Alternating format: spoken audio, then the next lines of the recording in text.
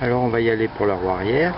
Tout d'abord je vais défaire la tringle de frein pour lever la bouquille, la goupille, sortir l'axe. Ensuite il faudra défaire le tirant de frein arrière, voilà, à ce niveau là, en desserrant là, ensuite l'axe. Donc je commence par la goupille. Bien sûr, je l'ai détordu de l'autre côté. Je ne serre pas, hein, c'est une pince coupe. Voilà la goupille. L'axe, vu que le frein est détendu, il doit sortir tout seul. Et il y avait une rondelle de l'autre côté. Voilà, c'est fait. Pose tout bien. Je pose tout bien, mais je remets aussi sec, soit là, histoire de ne pas éparpiller les pièces. Bon, ça c'est fait.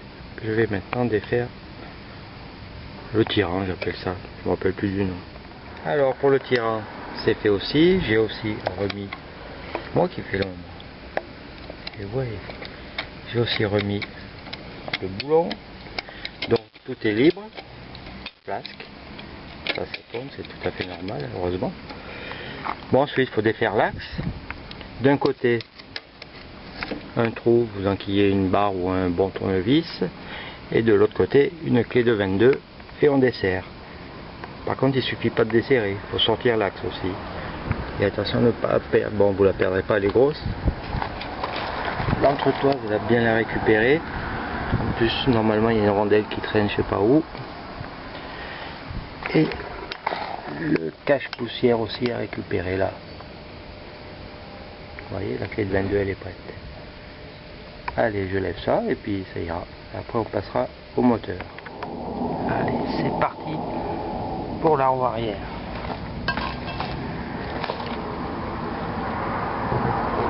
Ça descend bien.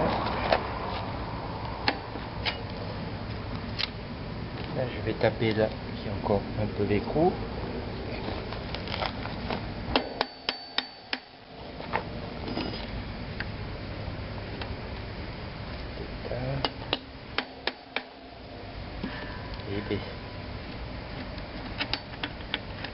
Donc je conserve les pièces dans l'ordre.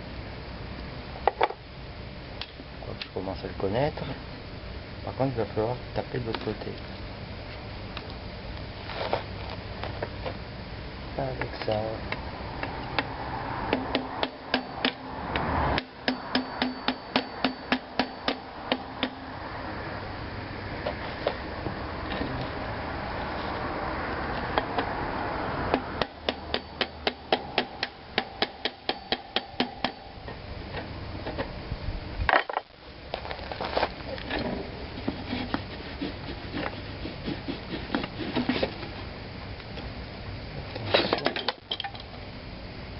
J'avais peur de ça. Heureusement que j'ai laissé le moteur là-bas. C'est lui qui fait contrepoids. Donc je récupère l'entretoise.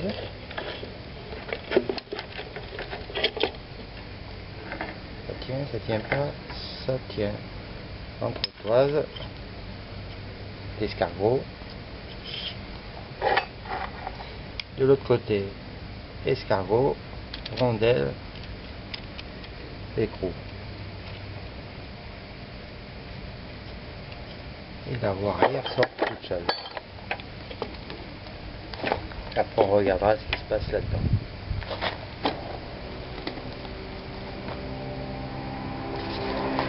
Voilà. Alors on va regarder un peu l'état des mâchoires. Pas la propreté, hein, ça on s'en fout. La poussière, il y en aura toujours. C'est l'épaisseur qui m'intéresse. Bon, c'est bien le bon modèle, c'est déjà ça. Par contre elles sont fines, hein. Si vous voyez là l'épaisseur des... Oh là, j'oublie tout. Bah à mon avis à peine 3 mm. Hein. Et lui, bon à part qu'il soit pourri, beaucoup de gras là-dedans. Sinon la portée est bonne. Ouais, ça devrait être bien, et puis il me semble que j'en ai un jeu un peu meilleur. Bon, mais ça va, il n'y a rien de cassé, c'est ça l'important. Souvent les flasques sont en un côté éclaté, là. Celui-là est bien rond partout, pas attaqué, nickel. Donc je repose, et ça part au stockage, la roue entière. Et le pneu, donc, c'est un Dunlop Trial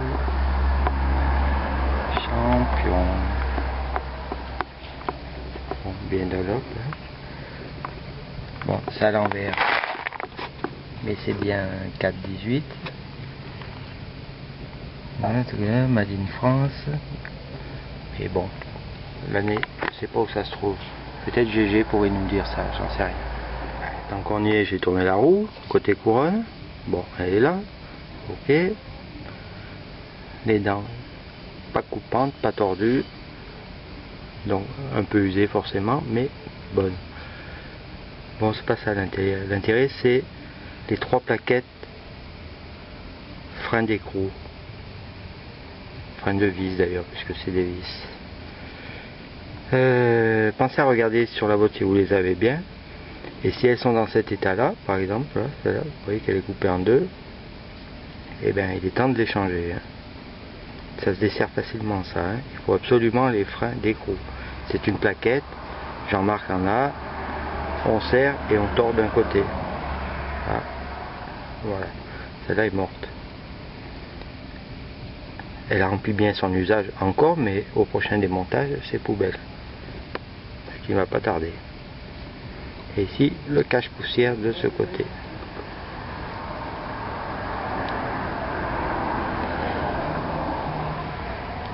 Et là, le spi est derrière le roulement.